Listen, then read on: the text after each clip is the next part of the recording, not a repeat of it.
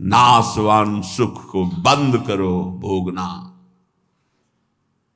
अलम विषय वार्तया नरक कोटि बीभत्सया, बंद करो ये विषय वार्ता का चिंतन कथन श्रवण, ये कोटि नरकों जैसा भय प्रदान करने वाला है। अभी तुम्हें समझ में नहीं आ रहा। ये विषय चित्र देखना, विषय चिंतन करना, विषय क्रियाएं करना बहुत करोड़ों जन्मों में किया है। थोड़ा संयम में हो जाओ। मानव जीवन की दिव्यता, आनंद की दिव्यता, उसका अनुभव करो, परमात्म तत्व का अनुभव करो, नहीं पछताओगे। यहां से कुछ नहीं जाना। कह रहे हैं अलम छई सुखा प्रदैर युवती पुत्रादिकैर। ये बहुत बड़ा आकर्षण है हर हृदय में काम का। विपरीत शरीरों को भोगने की प्रबल इच्छा, यही हमारी दुर्गति कराती चली आई है। इसी का आकर्षण रोकना है। यदि हृदय में ये आकर्षण बना रहा, काम सुख के भोग के लिए विपरीत शरीरों के आकर्षण, शरीरों को भोग करके आनंद की अनुभूति करने की इच्छा, ये दुर्गति करा देती है। दुर्गति ये ऐसा दलदल है, इस दलदल में प्रथम बार जब से उतरे आज तक नहीं निकल पाए। धसता ही चला गया जो इस काम भोग रूपी दलदल में गिरा। इसलिए कह रहे अलम क्षयम सुख, नाशवान चिंता शोक प्रदान करने वाले इस सुखाकर्षण से बचो। जो शरीराकर्षण, इससे बचो, नष्ट हो जाओगे। तुम्हारे जीवनी शक्ति एक सीमित है। अभी यौवन अवस्था है, नष्ट कर लो, फिर किसी काम के नहीं रहोगे। ना भगवत चिंतन ना शरीर चिंतन का रह जाएगा।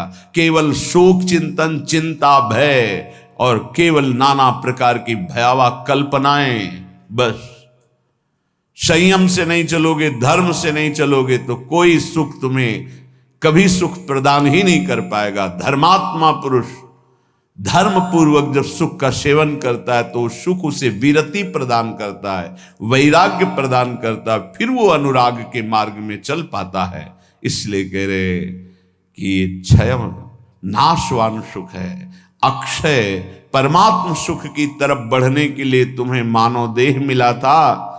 लेकिन प्रदैर युवती, मुस्कुराहट, रूपाशक्ति, मृदु भाषण, नाना प्रकार की विलासिता, इसने तुम्हारे मन का अपहरण कर लिया है। बचाओ अपने मन को और मनमोहन की तरफ लगाओ, प्रभु की तरफ लगाओ। मान लो इन महापुरुषों की बात, आज तक कभी कोई तृप्त नहीं हुआ। कोई भी शरीर भोगों से अतृप्त होकर ही मरा और अगले जन्म फिर उन्हीं भोगों में लगा। बहुत सावधान। यदि बात समझ में आ जाएगी तो निहाल हो जाओगे, नहीं समझ में आएगी तो कभी पछताओगे इस बात को सोचकर। ये महापुरुषों के वचन है। धर्म पूर्वक भजन करते हुए यदि भोगों का सेवन करोगे तो वैराग्य हो जाएगा और भगवान के चरणों में अनुराग के मार्ग में चल पड़ोगे, गृहस्थ हो या विरक्त। अधर्म पूर्वक विषयों का सेवन करोगे, मलिन अंतःकरण, रागी अंतःकरण, हिंसक स्वभाव, क्रूर स्वभाव, ससुख वांछा, आसुरी स्वभाव वाला बन जाएगा, जीवन नष्ट हो जाएगा।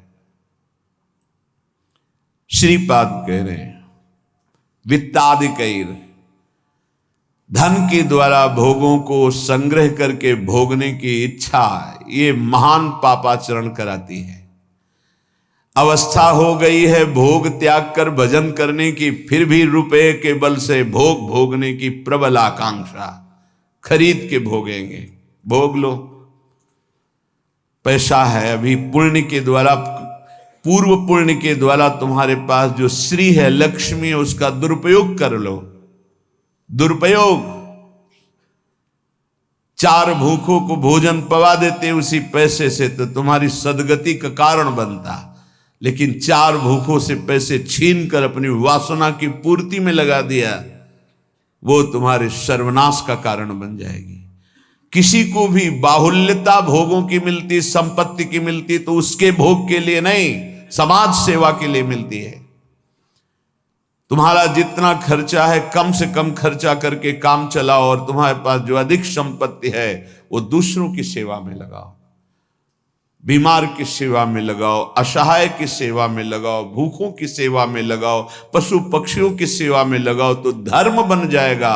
और ये धर्मो रक्षति रक्षिता, ये दुर्गति से तुम्हारे धर्म रक्षा कर लेगा। लेकिन जिनके पास धन बढ़ता है उनके पास दोष बढ़ जाता है। मदिरा पान करना, पैसे के बल से व्यभिचार करना, पैसे के घमंड में आकर दूसरे की जीवों की हत्या कराना, मांस खाना, नाना प्रकार के छल कपट द्वारा पैसा, ये महान नरक की प्राप्ति कराता है, घोर दुर्गति होती है। इसलिए कह रहे वित्तादि बचो, बचो, अधर्म के धन से बचो। ये बहुत प्यारा दिखाई देता है लेकिन तुम्हारा सर्वनाश कर देगा। अगर 1 रुपया धर्म का आ जाए तो बुद्धि भ्रष्ट होना शुरू हो जाती। फिर तुम बड़ी बड़ी संपत्तियां छल कपट से एकत्रित करोगे, तुम्हारी दुर्दशा क्या होगी। श्रीपाद कह रहे विमुक्ति कथप याप्यलम मम नमो विकुंठ श्रेय।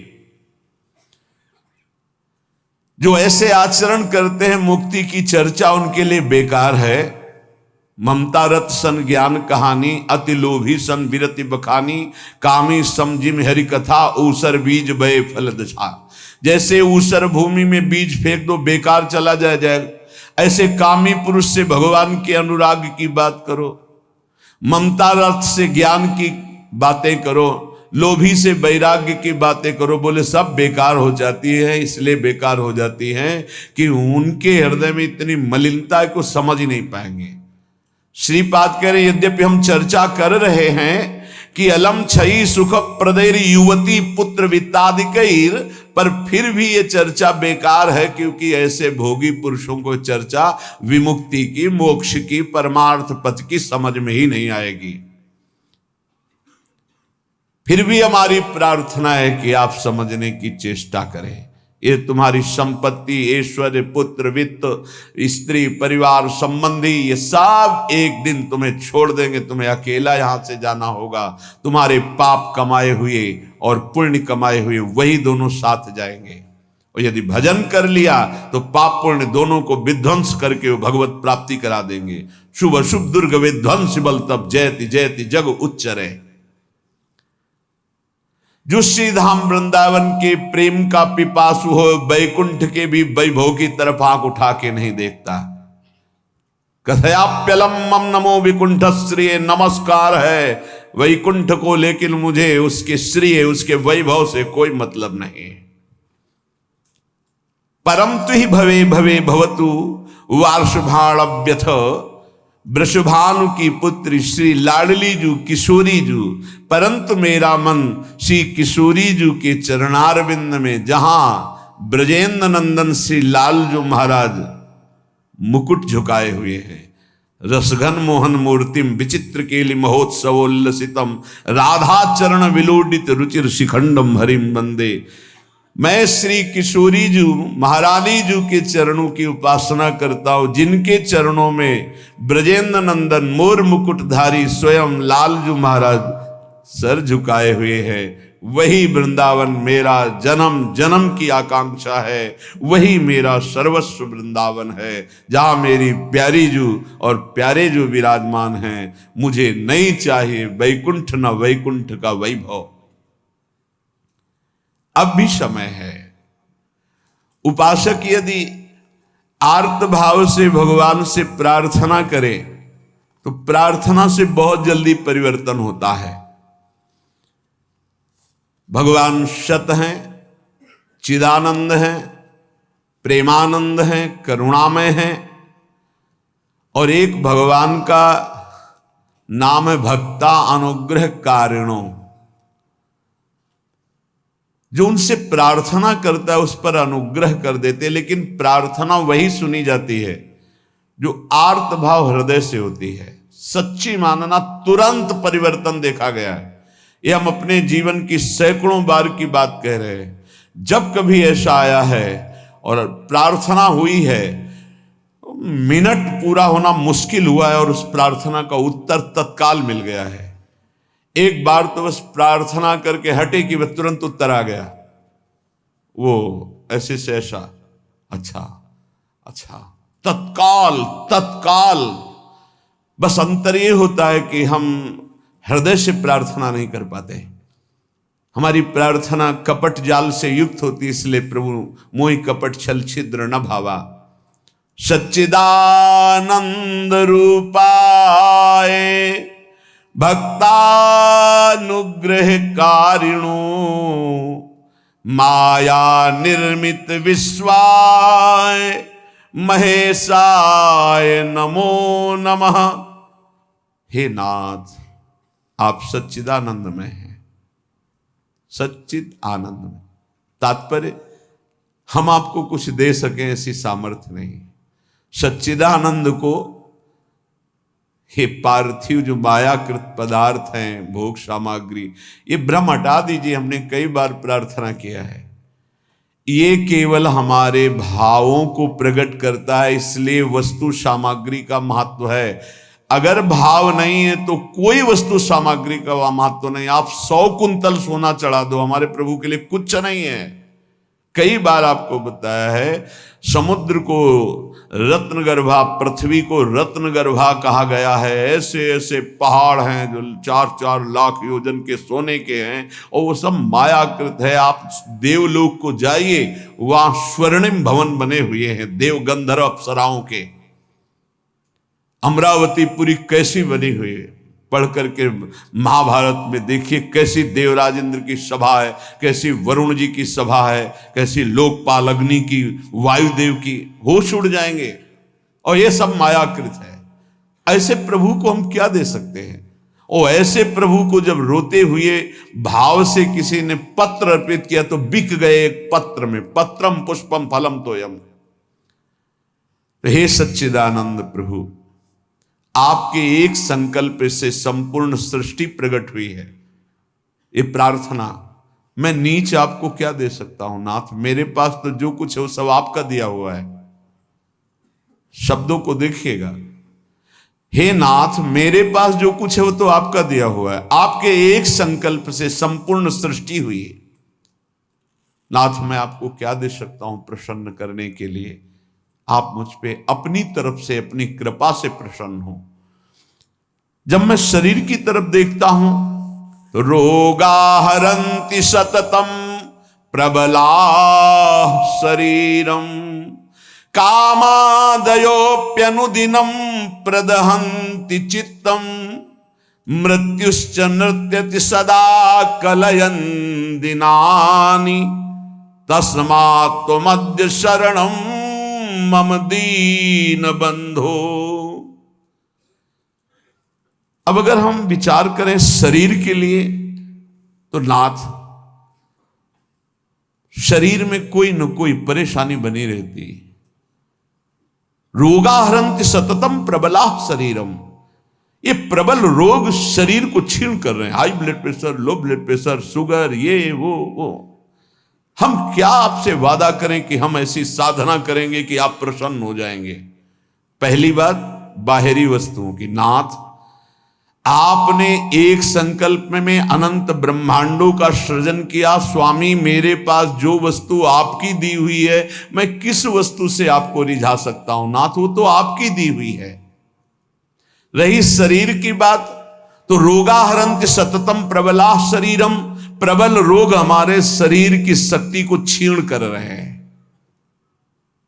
अंदर आए सूक्ष्म शरीर, तो कामादयोप्यनुदिनम प्रदहन्ति चित्तम, ये काम क्रोध लोभ मोह मद मत्सर इतना गंदा किए हैं अंदर की, हम कैसे आपको कहें कि हम अंदर से आपका ध्यान धर पाएंगे? कभी काम अपना प्रभाव दिखाता है, कभी क्रोध अपना प्रभाव, कभी लोभ, कभी मोह, कभी अहंकार, कभी ईर्ष्या। नाथ, बड़ा गंदा हृदय है। और पूरे जीवन की तरफ देखें, वादा करें कि आज संकल्प लेते हैं कि 5 वर्ष हम ऐसा करेंगे, तो 5 मिनट का भरोसा नहीं। मृत्युश्च नृत्यति सदा कलयन् दिनानि, नाच रही मृत्यु सिर पर, पता नहीं प्रभु कब हमारे शरीर का अंत हो जाए। इसलिए नाथ, मैं आज प्रार्थना करता हूं कि मेरे पास आपको प्रसन्न करने के लिए कुछ नहीं है। आपकी दी हुई भोग सामग्री और ये शरीर रोगों का घर, मन विकारों के द्वारा अपवित्र, और प्रभु पूरा जीवन मृत्यु के हवाले, किस समय मेरी मृत्यु हो जाए मुझे भरोसा नहीं, पता नहीं। नाथ तस्मात् त्वमद्य शरणम मम दीन बंधु, हे दीन बंधु अब एक ही उपाय, मैं आपकी शरण में हूं, आप मुझे अपने चरणों की शरण में रख लीजिए। हे प्रभु, वे देहो विनश्यति सदा परिणामशीलस्, चित्तम च खिद्यति सदा विषयानुरागी, बुद्धि सदा ही रमते विषयेषु नान्तस्, तस्मात् त्वमद्य शरणम मम दीन बंधु। बहुत सुंदर। नाथ, ये शरीर का प्रतिपल परिवर्तन हो रहा है। कभी घुटने के बल था, फिर किशोर अवस्था आई, फिर जवानी आई, फिर धीरे धीरे ढल रहा है।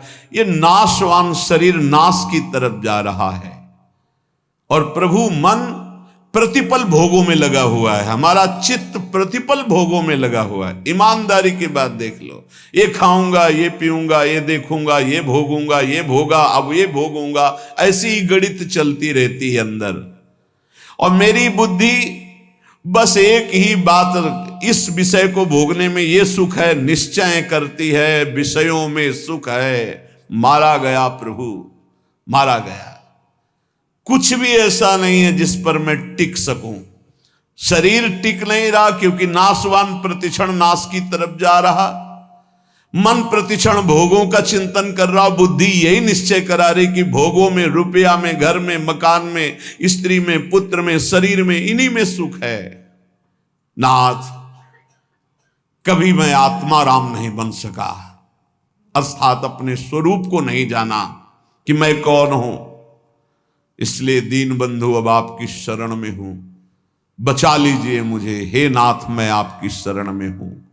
आयुर्विनश्यति यथा मघटस्तथोयम्, विद्युत प्रभेव चपला बत यौवनश्री, वृद्धा प्रधावती यथा मृगराज पत्नी, तस्मात् त्वमद्य शरणम मम दीन बंधु।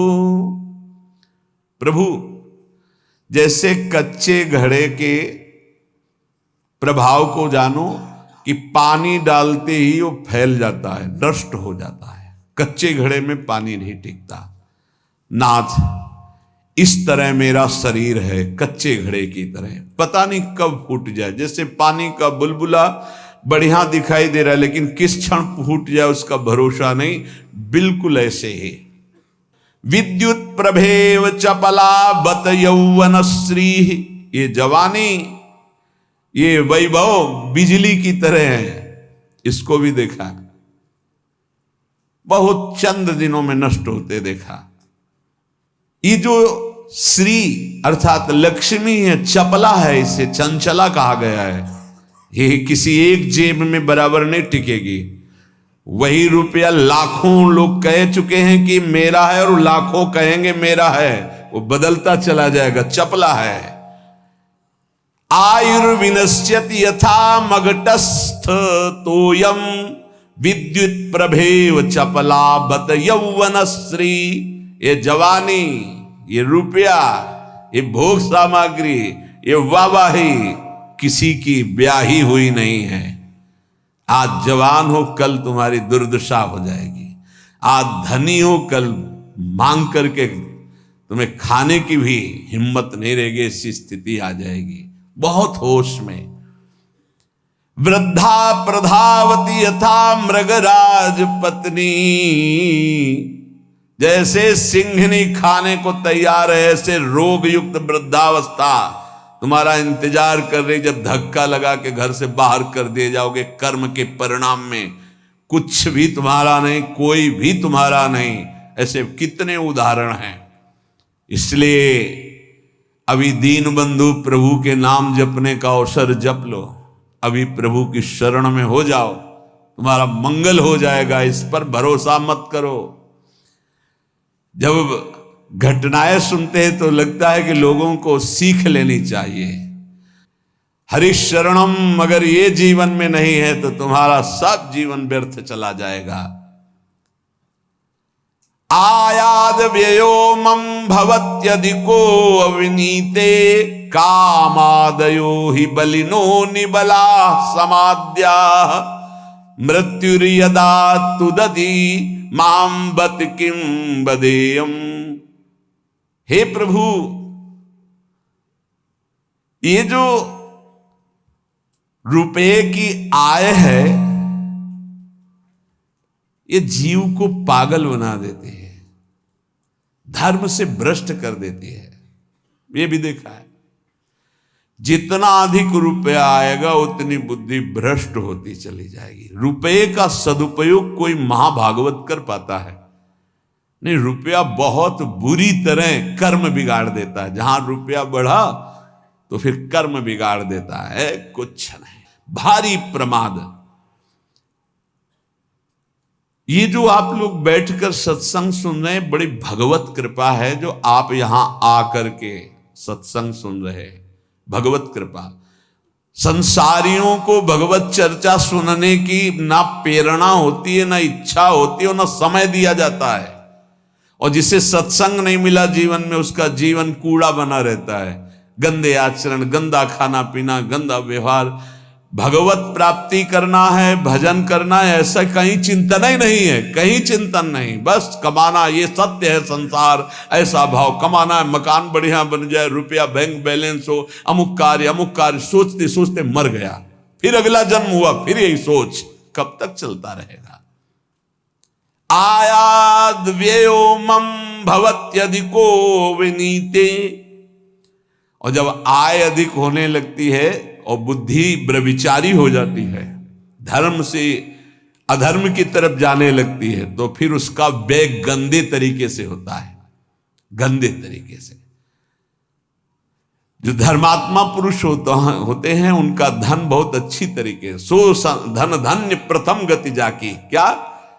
अस्पताल खुलवा दिया निशुल्क, बढ़िया दवा, बढ़िया डॉक्टर, और जो असहाय गरीब है फ्री दवा उनकी, भोजनालय निशुल्क, किसी भी तरह का कोई छल कपट नहीं, जो रूखा सूखा सब फ्री पवार। ये धन का सदुपयोग। गौ सेवा, लाखों गौओं का, पशु पक्षियों का पोषण हो रहा है। ये विद्यालय खुलवा दिया, निशुल्क विद्यालय, फीस डॉक्टरों की, मास्टरों की, जो भी जैसे, वो सब अलग अपनी तरफ से, औषधालय, विद्यालय, ये सब वो धर्मात्मा पुरुष का ऐसे खर्चा होता है। अधर्मी का खूब शराब पी रहे हैं, व्यभिचार कर रहे हैं, कितने रुपए लगे आज के नाच में, इतने लगे पार्टी में। अस्पताल खुलवा देते तो पूरे तुम्हारा परिवार का कल्याण हो जाता, कितना लाभ मिलता। जो धनाभिमानी हैं उनके द्वारा धन का सदुपयोग नहीं होता, जो भगवत चरणारविंद के आश्रित है उनका सदुपयोग होता है। बोले प्रभु, अधिक आय होने पर धन का व्यय गलत तरीके से होने लगता है। नाथ, उसका प्रभाव यह हुआ कि काम आदि दोष बहुत बढ़ जाते हैं, बहुत बढ़ जाते हैं। कामादयो ही बलिनो निबला समाद्या, इतना निर्बल कर देता है कि वो बुद्धि से निश्चय ही नहीं कर पाता कि ऐसा करना चाहिए कि नहीं, वो ना करने योग्य व्यभिचार करता है। कामाद्या ही बलिनो निबला समाद्या मृत्युर्यदा तुदति माम बत किम बदेयम। क्या कहूं प्रभु, इतना निर्बल कर दिया काम ने कि अब अपने को रोक नहीं पाता हो। अब तो मृत्यु का दंड मिलेगा और नरक की दुर्गति भोगनी पड़ेगी। नाथ, अब तो आप संभाल लीजिए, आपकी मैं शरण में हूं। एक ही उपाय है, तस्मात्। अब एक उपाय है, आपकी शरण में हूं दीन बंधु, आप स्वीकार कर लो। दीन बंधु, हे भगवान, तप्तम तपो नहीं कदापि मयेह तन्वा वाण्या तथा नहीं कदापि तपश्च तप्तम मिथ्या विभाषण परेण न मानसं हि तस्मात् त्वमद्य शरणं मम दीन बंधु। प्रभु कभी किसी तीर्थ में जाके कष्ट रूपी तपस्या नहीं की। करना चाहिए हर गृहस्थ को, विरक्त को भी। आप गृहस्थ हैं, वृंदावन धाम आए, एक दिन तो उपवास कीजिए, पानी पी के रहिए, चाहे जितने करोड़पति हों। अगर लाभ लेना है तो बात हमारी प्रार्थना मान लीजिए। एक दिन में मर नहीं जाओगे। एक दिन उपवास करो, 3-4 दिन के लिए वृंदावन आए हो तो 24 घंटे केवल पानी पी के रहो। नहीं, ऐसी स्थिति आएगी महीनों पानी नहीं जाएगा मुख में। बात मान लो, तुम्हारे कर्म भस्म हो जाएंगे जो अशुभ कर्म करते हो। वृंदावन आओ, हरिद्वार जाओ, काशी जाओ, तीर्थ यातन करो अवश्य करो, जिससे तुम्हारी मलिनताएं नष्ट होंगी। लेकिन होटलबाजी मत करो, तीर्थों में जाकर के पिकनिक मत मनाओ, गंदे आचरण मत करो तीर्थों में। नहीं, पुरखा भी जो तुम्हारे कुछ ऊंचे होंगे ना, वो नरक चले जाएंगे। 21 पीढ़ियां तरती तो 21 पीढ़ियां नरक भी जाती है। तीर्थ याटन करने का लाभ वही ले पाता है जो तीर्थों में जाके तप करता है, कष्ट सहता है। एक दिन जल से व्यतीत करो, दूसरे दिन फलाहार करो, तीसरे दिन थोड़ा अन्न ले लो। कोई अपराध न बनने पावे, बचा के अपने पुण्य निकल जाओ। कोई दोष दर्शन न करो, किसी की निंदा न करो, कोई पापाचरण न करो। तीर्थ आए हो, किसी को जब तक साधु संग नहीं मिलता तो तीर्थों का भी लाभ नहीं ले पाते। वृंदावन धाम आए, मुख में मसाला खाए, 25 से थूक दिया, वैष्णव आ रहा जब करते, और उसके पैर में पड़ा, सारे सुख तो थूकने वाले के नष्ट हो गए। दोना में चाट खाई, परिक्रमा मार्ग में फेंक दिया। उनको क्या पता है कि कहाँ क्या है। दीवाल में ऊपर लिखा है राधा, और वहीं खड़े लोग संग। तुम्हारे पुरखा भी सुकृतहीन हो जाएंगे जो तुम आचरण कर रहे हो, क्योंकि तुम्हारे भाव का संबंध है वहां से। बहुत सावधान। तीर्थों में लाभ तभी ले सकते हो, लघु शंका बहुत देख के, कहां करने, थूकना बहुत देख के। तीर्थों में जाए, पक्का एक दिन उपवास करे, एक दिन फलाहार करे, एक दिन थोड़ा सा अन्न, और वो भी पवित्र अन्न। ऐसा नहीं कि आदेश कर दिया खूब छौंक बघार के प्याज लहसुन हो, ये वो। तीर्थ याटन करने गए हो, ऐसे थोड़ी जाया जाता है तीर्थ याटन। मनोरंजन के लिए मत जाना कभी हरिद्वार, ऋषिकेश, काशी और वृंदावन। मनोरंजन के लिए मत आना। अगर मनोरंजन के लिए आए हो तो जितने सुकृत हैं सब नष्ट हो जाएंगे। यहाँ का होटल लिया और वही सब करते हैं जो बंबई कलकत्ता में करते हैं। बंबई कलकत्ता नहीं है, ये नित्य विहार स्थली प्रिया प्रीतम के। एक सुकृत करोड़ों सुकृत के बराबर, और एक पाप करोड़ों पाप से भी भारी पड़ेगा यहाँ। इसलिए होश में तो कह रहे प्रभु, तप्तम तपो नहीं कदापि मयेह तन्वा। इस शरीर को कभी तपस्या के द्वारा कष्ट नहीं दिया, तीर्थों में जाके देना चाहिए कष्ट। अब माघ में देखो ना, बड़े बड़े सुकृतशाली वहां जाते हैं, पांडाल खोलते, संत महात्माओं का वास कराते, भोजन कराते, और 3 बार नहाते हैं। और माह महीने में गंगा जी का नहाना भारी तपस्या है। ऐसे एक डुबकी लगाओ तो लगता है सर है कि नहीं है, कुछ पता ही नहीं चलता, इतना ठंडा चल रही वायु। हाँ, गीजर में नहाने वाले गंगा जी में कब डुबकी मार पाएंगे। तो तीर्थों में जाते 8 बजे वहां से उठे हो, गीजर से नहा धो के पान वान खा के बाहर। ऐसे तीर्थ नहीं होते। 3 बजे तड़के जाओ, गंगा स्नान करो, बैठो भजन में, माला चलाओ। 3 दिन 4 दिन जो वृंदावन वास, तीर्थराज, प्रयागवास, काशीवास, ये कठोर तप पूर्वक किया जाता है। पर प्रभु कभी ऐसा नहीं हुआ। दीन बंधु और वाण्या तथा नहीं कदापि तपश्च तप्तम। वाणी का कभी तप नहीं किया। शरीर का ये तप है तीर्थ याग, और वाणी का तप 2 घंटे 3 घंटे बैठ गए, खूब नाम कीर्तन किया, राधा राधा राधा। नाम कीर्तन में मन बड़े पुण्यात्मा पुरुष का लगता है। और नाम संकीर्तनम यस्य सर्व पाप प्रणाशनम, समस्त पापों को विध्वंस कर देता है नाम कीर्तन। तो वाण्या तथा नहीं कदापि तपश्च तप्तम। नाथ कभी शरीर से तो तप तीर्थों में किया नहीं, वाणी से कभी नाम कीर्तन का तप नहीं किया। पूरी चतुरासी जी गा लिए, सुधा निधि गा लिए, यमुना के तट पर बैठ करके आए 2-4 दिन के लिए और परिक्रमा लगाए, नाम कीर्तन में बैठे, नाम कीर्तन किया। ये कभी तप नहीं किया। मिथ्या विभाषण परेण, जबान से झूठ बोलना, गाली देना, निंदा करना, पापाचरण करना, प्रभु शरीर से पाप, वाणी से, और मानसम ही, और मन से प्रभु पूछो मत। मन तो सदैव पाप ही सोचता रहता है। तस्मात् मध्य शरणम मम दीन बंधो, हे दीन बंधु ऐसे मुझ नीच को अपनी शरण में रख लो।